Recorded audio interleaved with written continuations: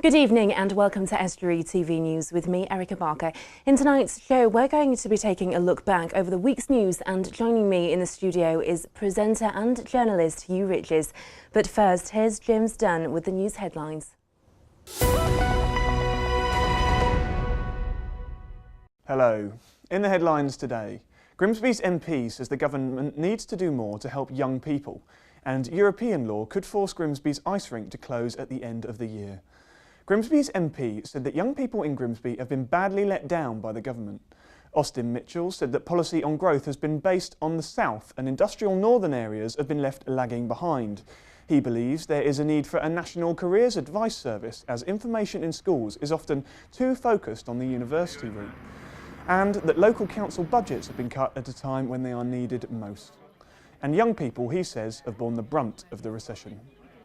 Steel towns, coal towns, particularly textile towns.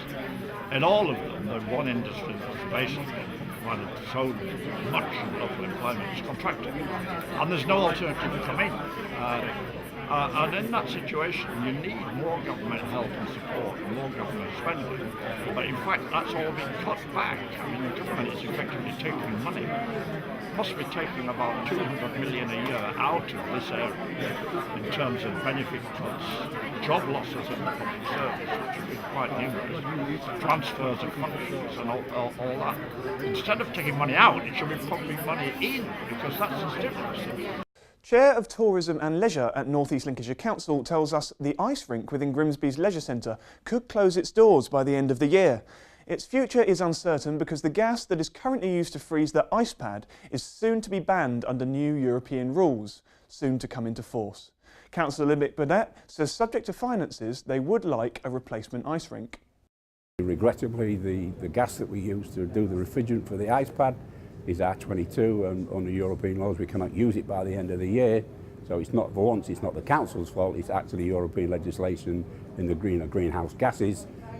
We can't use it, so we have a big problem with that. But that said, we've got time while the end of the year, and I want to encourage more people to make use of the ice rink. It is unique in having water, which is the fun pool, and indeed ice under one roof. Police are asking businesses to be vigilant after another armed robbery in the Scunthorpe area. At 10:30 p.m. on Wednesday, a man with a foreign accent walked into One Stop on Eaton Court and demanded the cashier put money in a blue carrier bag. He was believed to be carrying a firearm, but it was not used in the incident. The investigation is in its early stages, but police are trying to establish if it's connected to a series of armed robberies in the area late last year. A man wearing an imitation mask of horror film character Chucky and an Adidas tracksuit targeted 4 Scunthorpe businesses between October and December. Police want to talk to this man in connection with Wednesday's robbery. He's not connected with the crime but was caught on CCTV nearby, and officers hope he may be able to help with inquiries. Cooking after drinking alcohol and smoking in the home are among the reasons for an increase in the number of house fires in Grimsby's East Marsh. Humberside Fire and Rescue have been to 46 house fires on the estate since April last year. That's an increase of nearly a third on the previous 12-month period, and the year's not even over. The fire service is now visiting homes as part of an awareness campaign. Well, the statistics go back to last April, so that's April 2013. Since that period we've been to 46 accidental dwelling fires so far. That is actually an increase from the same time period from the previous 12 months, where we only attended 36. If you are a smoker, certainly don't smoke in bed. Don't smoke if you've been out and had a drink. Always extinguish your cigarette fully in a suitable container.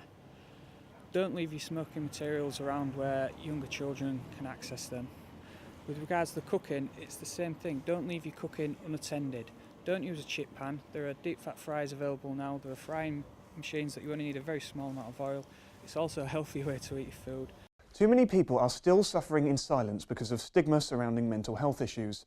But Navigo, which provides mental health services in North East Lincolnshire, say that simply setting aside a few minutes a day to talk about your problems could help. 1 in 4 of us will experience mental health problems, and a lot of people suffer in silence because they don't feel that they want to talk about what they're experiencing. They're embarrassed, and it's really important to sit down and speak to somebody, and a problem shared is a problem halved, as they say. So I would say to anybody, to sit down with somebody who you're comfortable with in an area where you're comfortable and share your problems. That's it from me. I'll see you next time.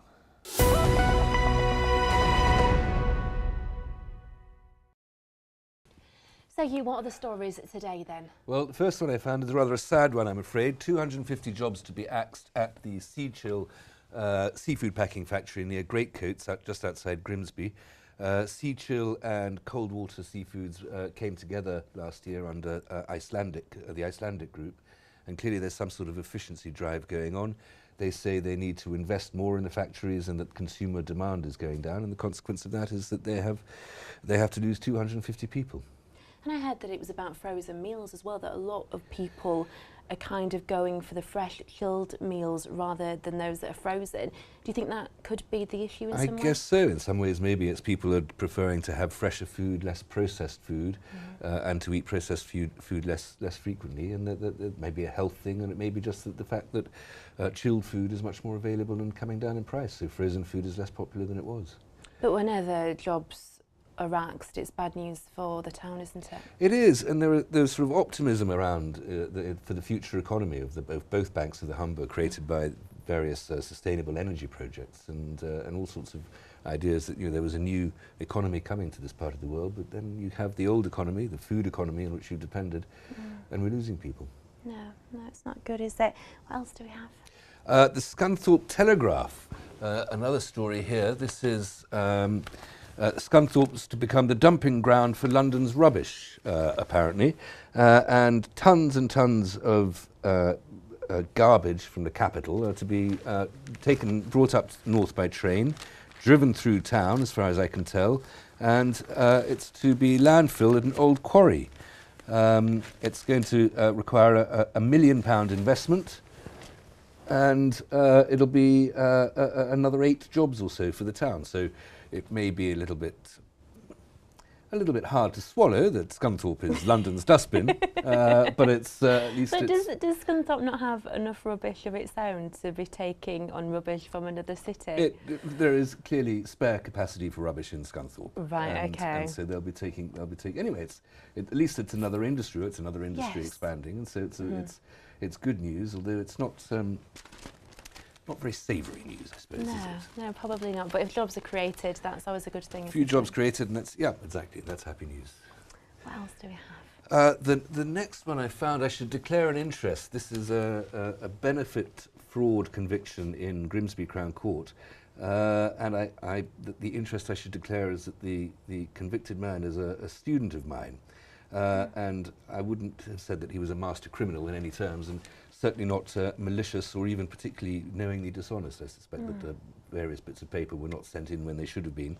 What is it that actually happened? Well, when he became a student, he forgot to declare that fact, that he was getting the various benefits that he had as a student, and continued to get the various benefits he was having previously, and and it was about £15,000 difference. But as he said, it's impossible to live on £6,300 a year, which is what his income as a student would have been, and he's a mature student. He has a family to look after. And he has a point. That's a very small amount of money to live on for a year. Nevertheless, by cock-up rather than conspiracy, I imagine he did manage to screw up the paperwork and find himself accepting more than he was entitled to. Perhaps an honest mistake. Maybe he's an absolute Moriarty of crime, but I'd be surprised. It didn't come across like that in your lesson, did it? It didn't. No. And I'm not teaching master criminals. No. But it is a sign of the hellish bureaucracy of the paperwork in the benefits system. And do you think there is an issue that students do struggle, and maybe mature students do find it difficult? Obviously, you can't break the law, but is there an issue there? Is there a difficulty? Well, the misapprehension is that because you're taking out a student loan, then that's a sort of an immediate debt that you have on graduation, when of course that's not a debt that you're obliged to pay until you're earning quite a substantial income. and until you can afford it. So the student debt side sounds, I think, more terrifying than it really is. But it's still, it takes up a lot of time. It's difficult to work and earn a living at the same time as being a student. It's a struggle. It's a significant commitment. No, it is definitely. Yeah. What else do we have? After the benefits fraud, more happy story here. A new grandstand for Market Raisin Racecourse. Always welcome. Better facilities whilst I'm gambling my money away. It's always much better to do that in company. Are you a gambler, Stu? Do you like to gamble? I think it's gambling, yes. I called you Stu as well. Where did I get that name from? Fair enough. Call me whatever you like. But it's not really gambling. It's just giving money to bookies in my case, Right, I'm afraid. okay. But what they're doing is they're knocking down one of the old stands in order to spend £800,000. This is the racecourse, the local authorities, and the money coming from the jockey club to build a new stand, a new Tattersall stand, which is a slightly more expensive enclosure, a slightly more expensive stand you go in. And do you think this will be a good investment? Do you think people will want to visit it? Do you think there'll be more people that will want to go to it? Well, I'm not qualified to talk about returns on investment as far as horse racing is concerned, I'm afraid. It's always a loss-making enterprise for me. But yes, for the racecourse, I'm sure. Well, it's a sign that people are willing to spend just that little bit more. They're willing to go into Tattersalls to have their days racing, rather than just do it on the cheap. And so I suppose it's a good sign that people are willing to spend a bit more money on a day out, and that this is an investment to take advantage of that. No, definitely. What else do we have? We have another Grimsby story, which is the change in status of the Cleethorpes Discovery Centre.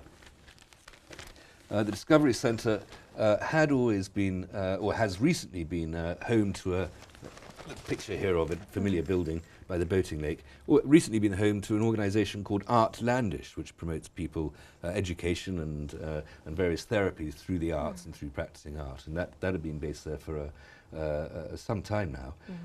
But the council wants to change the use of the Discovery Centre. It's still going to be open to the public, it's still going to be an available facility, but they haven't really given a reason, or not a persuasive reason, for saying why they want to get rid of the artistic activities going on there.